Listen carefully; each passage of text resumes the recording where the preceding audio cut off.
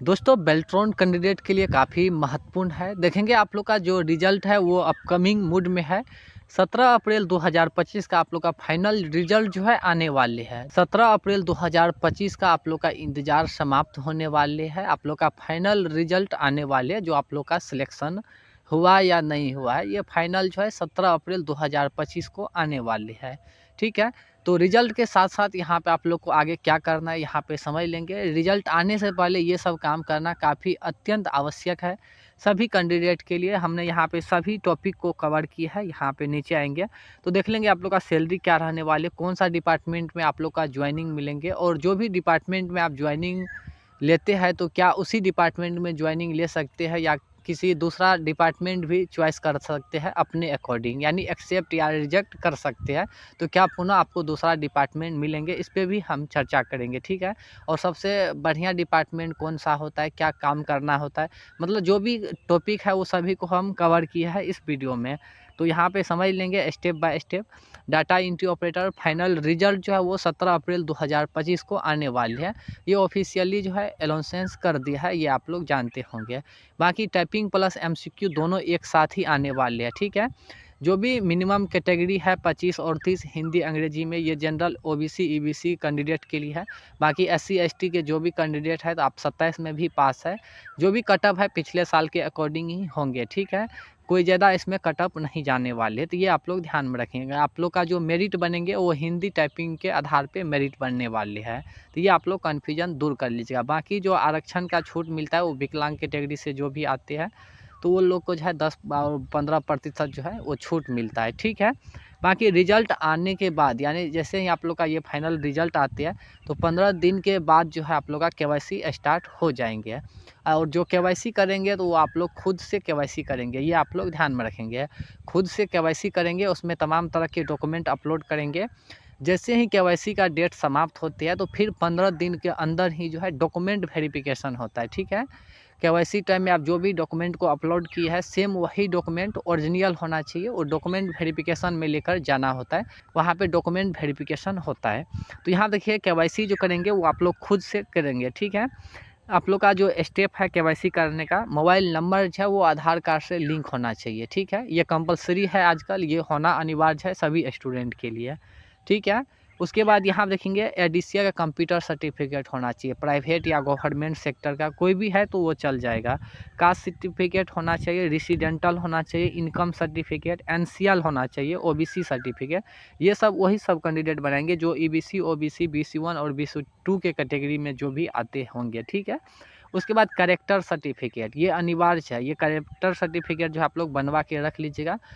ये जो है 15 से 20 दिनों के अंदर ही बन जाती है, तो ये आप लोग बनवा के रख लीजिएगा। थाना से वेरिफिकेशन होता है, मतलब आपके ऊपर किसी तरह का केस भी चल रहा है तो ये कैरेक्टर सर्टिफिकेट मतलब आपका कैरेक्टर जांच के लिए होता है। ठीक है, तो कैरेक्टर सर्टिफिकेट बनवा लीजिएगा। उसके बाद 12th का मार्कशीट होना चाहिए, 12th का मूल प्रमाण पत्र यानी सर्टिफिकेट होना चाहिए, 10th का मार्कशीट और 10th का सर्टिफिकेट। ये सब आप जब भी फॉर्म अप्लाई किए होंगे तो उस टाइम में ये सब डॉक्यूमेंट अपलोड किए होंगे। उसके बाद अदर क्वालिफ़िकेशन अगर 12th के बाद किए हैं, जैसे बीए बीएससी बीकॉम, तो ये सब लगाना चाहते तो लगा सकते हैं। भविष्य में ये सब का मतलब आरक्षण आप लोग को मिल सकता है। ठीक है, उसके बाद 4 पीस फ़ोटो। उसके बाद डिस्ट्रिक्ट सिलेक्शन, यहाँ पे सबसे महत्वपूर्ण है। जो डिस्ट्रिक्ट सिलेक्शन देता है तो वहाँ पे 3 डिस्ट्रिक्ट चॉइस करने के लिए देते हैं कि आप कहाँ पे नज़दीकी डिस्ट्रिक्ट में ज्वाइन करेंगे। तो अपने अकॉर्डिंग जो भी नज़दीक डिस्ट्रिक्ट होगा तो आप सेलेक्ट कर लेंगे। ठीक है, ये केवाईसी टाइम में ही सेलेक्ट करना पड़ता है। और यहाँ देखिए कि केवाईसी के बाद डॉक्यूमेंट वेरिफिकेशन, जिसमें सभी डॉक्यूमेंट अपलोड अपलोड होना चाहिए, और जो अपलोड किए होंगे तो वो ओरिजिनल डॉक्यूमेंट जो है वो लेकर जाना पड़ेगा आपको डॉक्यूमेंट वेरिफिकेशन में। मतलब केवाईसी का जो डेट है वो 1 मंथ रहता है, उस अंदर में जो है सभी को केवाईसी करना होता है।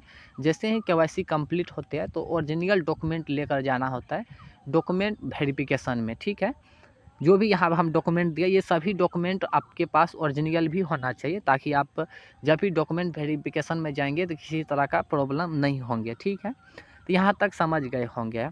आगे यहाँ पे समझ लेंगे बेल्ट्रॉन जो ज्वाइनिंग देता है तो कौन कौन सा डिपार्टमेंट में ज्वाइनिंग देता है और अपने अकॉर्डिंग ज्वाइनिंग ले सकते हैं या नहीं। यहाँ पे देखिए सबसे पहला है सचिवालय, थाना, शिक्षा विभाग और ग्रामीण विकास विभाग, ऊर्जा विभाग, समाज कल्याण विभाग, पथ निर्माण विभाग, स्वास्थ्य विभाग, नगर विकास एवं आवास विभाग, जल संसाधन विभाग, पंचायती राज विभाग, कृषि विभाग, लोक स्वास्थ्य अभियंत्रण विभाग, खाद्य एवं उपभोक्ता संरक्षण विभाग, पिछड़ा एवं अति पिछड़ा वर्ग कल्याण विभाग, अनुसूचित जाति एवं अनुसूचित जनजाति सहकारिता विभाग, विज्ञान प्रौद्योगिकी एवं तकनीकी शिक्षा विभाग, अल्पसंख्यक कल्याण विभाग, उद्योग विभाग, विधि विभाग, गृह विभाग, पशुपालन एवं मत्स्य संसाधन, लघु जल संसाधन विभाग, कला संस्कृति एवं युवा, मंत्रिमंडल सचिवालय विभाग, सूचना प्रौद्योगिकी विभाग, पर्यावरण एवं जलवायु, राजस्व भूमि सुधार विभाग, समान प्रशासन विभाग, गन्ना उद्योग विभाग, सूचना एवं जनसंपर्क विभाग, वित्त विभाग, मद निषेध विभाग, उत्पाद एवं निबंधन विभाग, पर्यटन विभाग, संसदीय कार्य विभाग, खेल विभाग और अन्य तरह के काफ़ी सारे डिपार्टमेंट हैं। वहाँ पे जो है आप लोग को ज्वाइनिंग देंगे। डिपेंड पड़ता है कि कितना जल्दी सभी डिपार्टमेंट से अधिसूचना चल जाती है। जितना जल्दी जो भी डिपार्टमेंट से अधिसूचना जाती है तो उतना जल्दी आप लोग उस डिपार्टमेंट में ज्वाइनिंग हो जाएंगे। तो यहाँ पे डिपेंड है कि अपने अकॉर्डिंग मतलब डिपार्टमेंट सेलेक्ट कर सकते हैं या नहीं। तो जी बिल्कुल आप कर सकते हैं अपने अकॉर्डिंग। देखिए आजकल जो है 2 तरह से ज्वाइनिंग हो रहा है, एक ऑनलाइन एक ऑफलाइन, ठीक है। तो पहले जो ज्वाइनिंग हुआ था 2019 में, शुरुआती दौर में काफ़ी सारे कैंडिडेट का ऑनलाइन ज्वाइनिंग हो गया था, ठीक है। और बाद में जो है ऑफलाइन ज्वाइनिंग हो रहा था। तो ऑफलाइन ज्वाइनिंग में यही होता है कि आपका जो भी डिपार्टमेंट आया है उसका ज्वाइनिंग लेटर जो है उर्मिला ऑफिस जाना होता है लेने के लिए। लेकिन आजकल हो क्या गया है कि ऑनलाइन ही आप लोग का जो भी ज्वाइनिंग लेटर ऑफर लेटर है वो आ जाते हैं। तो आगे यहाँ पे समझ लेंगे जो ऑनलाइन आप लोग का ऑफर लेटर आते हैं बेल्ट्रॉन का, तो किस तरह से आते हैं। देखिए बेल्ट्रॉन जब भी आप लोग का अब ऑफर लेटर भेजेंगे तो कुछ इस तरह से भेजेंगे। ERP जैसे आपने KYC किया है तो KYC जैसे ही करेंगे तो आपका एक ID बन जाता है, ठीक है।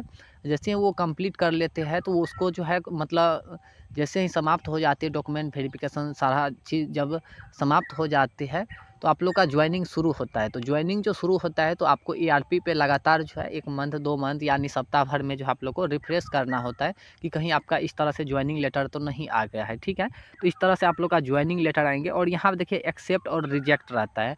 तो जैसे आपने यहाँ पे आपका नेम रहेगा और डिपार्टमेंट रहेगा, जैसे पंचायती राज डिपार्टमेंट और डिस्ट्रिक्ट औरंगाबाद, ये सब सभी डिटेल आपको यहाँ पे रहेगा। और यहाँ पे एक्सेप्ट और रिजेक्ट का ऑप्शन रहता है।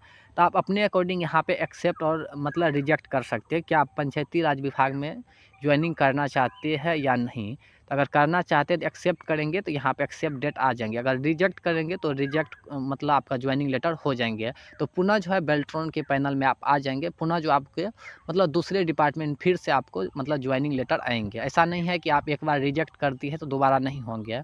आप एक बार रिजेक्ट करेंगे तो दोबारा भी आप लोग का फिर से जो है मतलब 1 मंथ 2 मंथ या 3 मंथ के बाद फिर से जो है किसी दूसरे डिपार्टमेंट का मतलब इस तरह से ऑफर लेटर आएंगे। तो अपने अकॉर्डिंग यहाँ पे चॉइस कर सकते हैं। तो यही शर्त है, बाकी और कुछ नहीं है। आगे समझ लेंगे कि बेल्ट्रॉन का सैलरी क्या है, कितना आप लोग को सैलरी मिलेंगे। यहाँ पे समझ लेंगे बेल्ट्रॉन सैलरी मैनेजमेंट के बारे में। बाकी हम इसके बारे में पिछले ही वीडियो में जानकारी दिए होंगे कि बेल्ट्रॉन का सैलरी क्या रहता है। शुरुआती दौर में आप जब भी ज्वाइनिंग करेंगे तो आपका 25,000 कुछ रुपया का जो है आपका सैलरी स्लिप बनेगा, जिसमें GST और SGST जो है दोनों काट के जो है मतलब आप लोग का टोटल EF ESC सभी कटौती करके आप लोग का इन हैंड जो सैलरी मिलेंगे वो 17,244 रुपया मिलेंगे। इसके बारे में और अधिक जानकारी चाहते हैं तो आपको डिस्क्रिप्शन में एक वीडियो मिल जाएंगे, आप जाकर देख सकते हैं। प्रत्येक वर्ष जो है 10% वृद्धि होता है। तो लगातार आप मतलब 53 साल तक मतलब 53 18 से अगर 53 तक ज्वाइन करते हैं, यहाँ पे समझ लेंगे कोई अगर कैंडिडेट 18 साल से ज्वाइन कर लेते हैं, वो 60 साल तक मतलब रेगुलर काम कर लेते हैं तो उसका अंतिम सैलरी जो होता है वो 8 लाख तक सैलरी जाती है 10% वृद्धि के साथ, ठीक है। तो इस तरह से आप देखना चाहते हैं तो डिस्क्रिप्शन में एक वीडियो है, आप जाकर देख सकते हैं कि बेल्ट्रॉन कैंडिडेट का सैलरी कितना होता है। बाकी आजकल वैसे जो भी स्टूडेंट है वो 25 24 26 तक में तो ज्वाइन ही करते हैं। ऐसा कोई कैंडिडेट नहीं है कि जो 18 साल में ही मतलब प्रॉपर बेल्ट्रॉन ज्वाइनिंग करवा देंगे। इसका प्रोसेस इतना ढीला है कि मतलब 24 25 30 32 35 तक भी स्टूडेंट को लेके चल जाते हैं, ठीक है। तो मिनिमम समझ सकते हैं कोई भी स्टूडेंट आजकल 24 25 23 25 26 ऐसे तक में जो है ज्वाइनिंग करते हैं, ठीक है। तो लगातार जो है 10% सैलरी बढ़ता है। तो इतना समझ लेंगे आप 5-10 साल मतलब लगातार काम कर लेते तो आपका जो सैलरी है वो लगातार 40-42 साल ऐसे हो जाएंगे, 40-42 हज़ार ऐसे हो जाएंगे, ठीक है। सैलरी में कोई दिक्कत नहीं है, सैलरी आपका जो भी है अच्छा सैलरी है।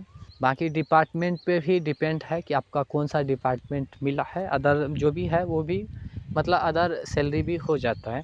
बाकी यहाँ देखिए आपका जो महत्वपूर्ण है कि डिपार्टमेंट में आपको काम कैसे करना है, किस तरह से काम करेंगे तो आप रेगुलर मतलब बने रहेंगे कार्यालय में, सेवा समाप्त नहीं होंगे और ना ही सेवा वापस होंगे, इसके बारे में समझ लेंगे। देखिए जो भी विभाग में आप काम करेंगे तो उसके लिए महत्वपूर्ण निर्णय यही है, सबसे पहले आप जो भी विभाग में ज्वाइन करते हैं तो डिपार्टमेंट में जो है काम करना आना चाहिए। 10 दिन 15 दिन भले ही आप सीनियर से सीख के काम सीख ले, वो अलग बात है, लेकिन काम करना आना चाहिए। MS एक्सेल, MS ऑफिस और अन्य तरह के जो भी काम है कंप्यूटर से रिलेटेड वो सभी काम आना चाहिए। दूसरी बात है कि आपको 1 साल तक सही से काम करना है, शिष्टाचार से काम करना है, किसी तरह का घूसखोरी का आरोप आपके ऊपर नहीं लगना चाहिए, ठीक है। उसके बाद यहाँ पे 1 साल लगातार आप काम कर लेते हैं तो ऑटोमेटिक जो है वो रिन्यूअल हो जाते हैं, आप 60 वर्ष के लिए हो जाते हैं, ठीक है। आप जो भी विभाग में काम करते हैं 2 शर्त होता है, एक सेवा वापस और सेवा समाप्त। सेवा जो वापस होता है उसी कंडीशन में होता है जिस कंडीशन में आपको काम करने नहीं आता है, तो उस कंडीशन में जो है विभाग सेवा वापस कर देते हैं, किसी दूसरे जगह जो है दूसरे कार्यालय में जो है ट्रांसफ़र कर देता है, ठीक है। अगर सेवा समाप्त होती है तो इस केस में यही होता है कि आप शिष्टाचार से काम नहीं किए या किसी घूसखोरी के आरोप में पकड़ा गए हैं, तब जाके आपका सेवा समाप्त होती है परमानेंट, तब कभी भी आपको ज्वाइनिंग नहीं होता है। वो बेल्ट्रॉन जो आपका मतलब पैनल ही रद्द कर देता है, ठीक है। लेकिन सेवा वापस होते हैं तो पुनः आपको दूसरे कार्यालय में ज्वाइनिंग हो जाते हैं। बस यही 2 चीज़ को आपको ध्यान में रखना है, बाकी और कुछ भी नहीं है। और भी कोई कन्फ्यूजन है तो आप कमेंट करके पूछ सकते हैं। बाकी आपका जो सैलरी मैनेजमेंट है वो सभी डिपार्टमेंट में समय समय पे मिल जाता है, बस आपको एक्टिव रहना होना चाहिए कि आप जो भी मतलब मंथली काम किया वो एब्सेंटी अपलोड करते रहेंगे। ERP पे आप कितना दिन काम किए, कितना दिन एब्सेंट थे, ये जो है टाइम टेबल जो है आप ERP पे अपडेट करते रहेंगे, तो आपका जो सैलरी है वो जल्द ही आते रहेंगे। इसमें आप विलम्ब करेंगे तो फिर सैलरी में आपको दिक्कत होगा। जो एक्टिव है मतलब डाटा एंट्री ऑपरेटर अभी भी एब्सेंटी जो भी है वो ससमय अपलोड कर रहा है ERP पे, तो उसका सैलरी में कोई तरह का दिक्कत नहीं है। बाकी और भी कोई कन्फ्यूजन है तो आप कमेंट करके पूछ सकते हैं। वीडियो काफ़ी लंबा हो गया है, तो कोई भी क्वेश्चन और रह गया है तो आप कमेंट करके पूछ सकते हैं। धन्यवाद।